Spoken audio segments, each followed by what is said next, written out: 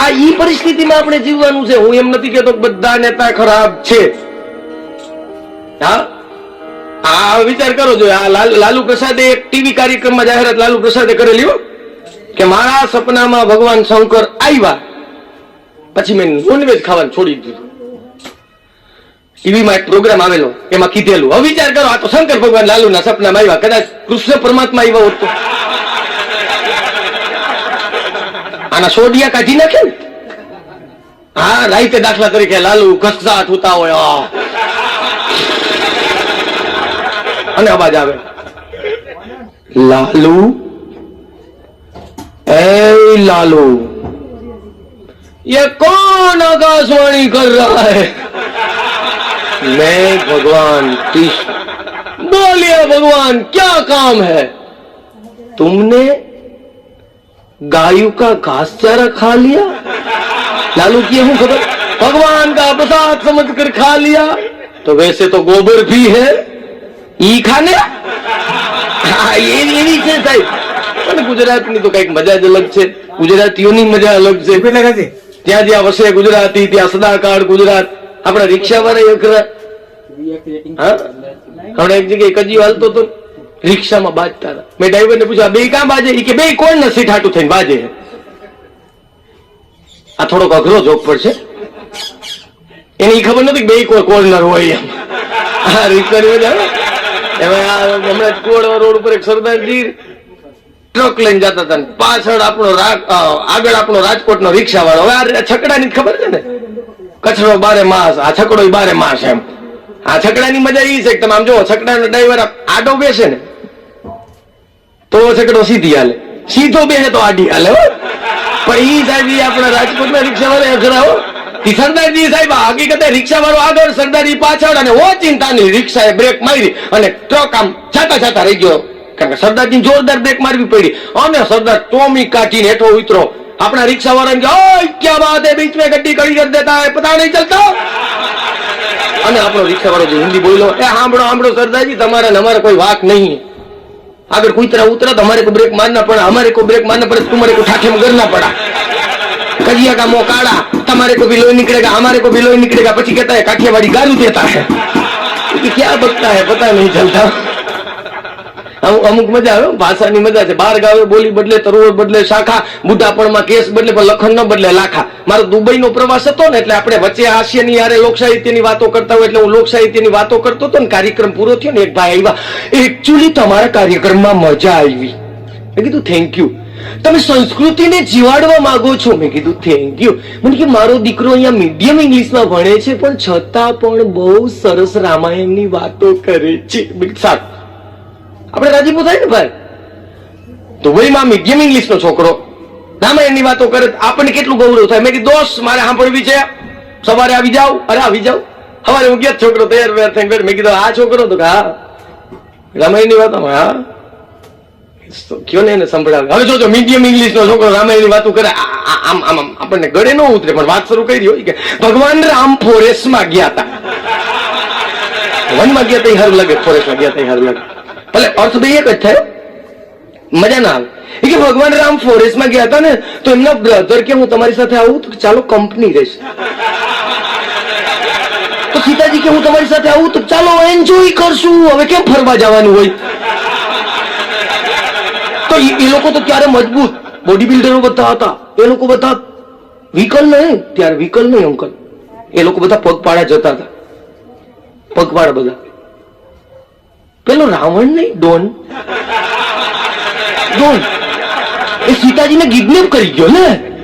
હવે હરણ કરી ગયો સારું લાગે, કિડનેપ કરી ગયો સારું લાગે. હરણ કરવું સારું લાગે. એ છે ને કિડનેપ કરી ગયો ને તો ભગવાન રામ ને એમના બધું ફ્રેન્ડ સર્કલ, હનુમાનજી અને સુગ્રીવ, આ લોકો બધા ભેગા થયા, લંકામાં ગયા અને ફાઇટ નક્કી થઈ. ફાઇટ નક્કી થઈ તો સાલી કે ખબર જ નહીં. હવે હું હલવાનો. મેં કીધા કે કોણ? આ કે કોણ? મને કે કુંભકર્ણ. એને ટૂંકું કહ્યું. મને કે ને ખબર જ નહીં. પછી તો ફાઇટ નક્કી થઈ તો ભગવાન રામે રાવણનું મર્ડર કરી નાખ્યું.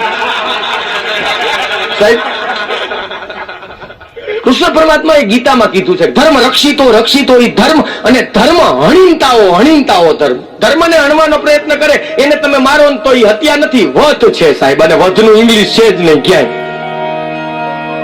ભગવાન રામે રાવણનો વધ કર્યો હતો, હત્યા નહોતી કરી સાહેબ. યુગે યુગે ભગવાને રાક્ષસોના વધ કર્યા છે, એને હત્યા નથી કરી સાહેબ. પણ ઈ આપણે તો હલવાણા હોય એટલે સાંભળવું તો ખરા જ ને. ઘણા ઘણા મૂર્ખા હોય. મારો ભાઈબંધ છે હાવ મૂર્ખો ભાઈ, હાવ મૂર્ખો. એમ મારા પ્રોગ્રામ હાલતા થયો ને એક દી ભેગો થયો અને હાવ ઊંધાર થોલો બોલી ઊંધાર. મને કે મજામાં ગુણવંતભાઈ? મેં કીધું મજામાં. મને કે કલાકાર મોટા થઈ ગયા એટલે આપણા ઉપર ધ્યાન નથી દેતા. આપણે હમણાં કલાકાર દિયા ઈ કે સારું કેવાય. મારે ઈ કે હમણાં સાંડિયા દાસ નો પ્રોગ્રામ હતો. હવે હું હલવાનું સાંડિયા દાસ એટલે શું? પછી ખબર પડી દાંડિયા રાસ.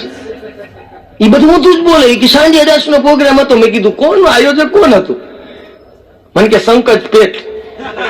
વળી હું હલવાનું સંકજ પેટ કોણ? પછી ખબર પડી પંકજ શેઠ નું કે છે આ. મને કે પંકજ શેઠ આ સાંડિયા દાસ નો પ્રોગ્રામ. તમારી જેમ મારી પાસે બાડી તો ન હોય. હવે હું હલવાનો. મેં મારી ઘરવાળી બાડી નથી, તા કોને કેતો હોય છે? પછી ખબર પડી ગાડીની વાત કરે છે. મને કે તમારે જેમ મારે તો કે બાડી નહીં.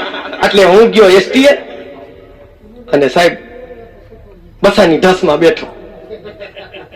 પછી તો મને ખબર પડવા માંડી કે શું કહેવા માંગે છે. અને હવે તમને ખબર પડવા માંડી છે કે હું શું કહેવા માંગુ છું.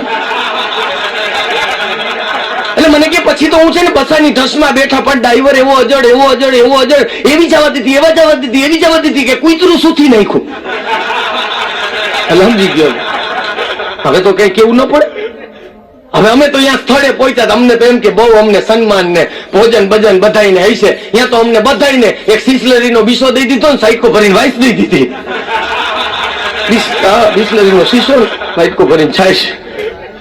હવે અમે તો સાંડિયા દાસ નો પ્રોગ્રામ શરૂ કર્યો. આપણે તો સાંડિયા દાસ ની તૈયારી કરીને ગયા હોય ને. મન કે સાંડિયા દાસ ની તૈયારી કરીને એમાં એક ફરમાઈશ આવી, પોચા ભગત ના ભોજકા સંભળાવો. મારો તો પાટીના છાપિયા બેસી ગયા. પણ પછી આપણે તો થોડા મૂકીએ કે મેં બહુ સારું આઈકું. પછી સવારે અમને ખાવા દીધું સાકરી ભાત. હા એટલે હું દાંત કાઢવા માંડ્યો. મને કે દાંત નો કરે હો. હા આપડે આગળ અહીંયા છે ને અમારો પ્રોગ્રામ ચાલુ હતો ને, અહીંયા સુટીઓ વિધિંગ હતો. પહેલે જો ઈ કે મેં કીધું સુટીઓ વિધિંગ? અચ્છા વિડીયો શૂટિંગ હતા.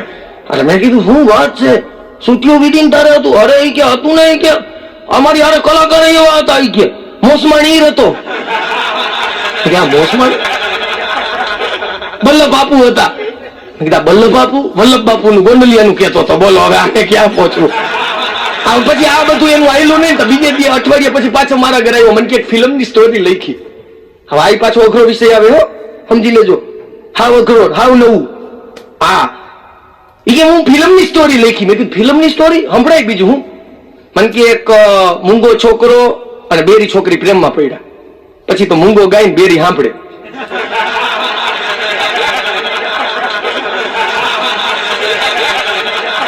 એનો આંધળો કાકો જોઈ ગયો.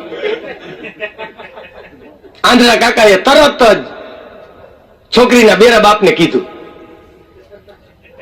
બેરો સાંભળીને સીધી સાયકલ કાઢી, સાયકલ ને મારી કીક, સીધી ચોથા ગેરમાં.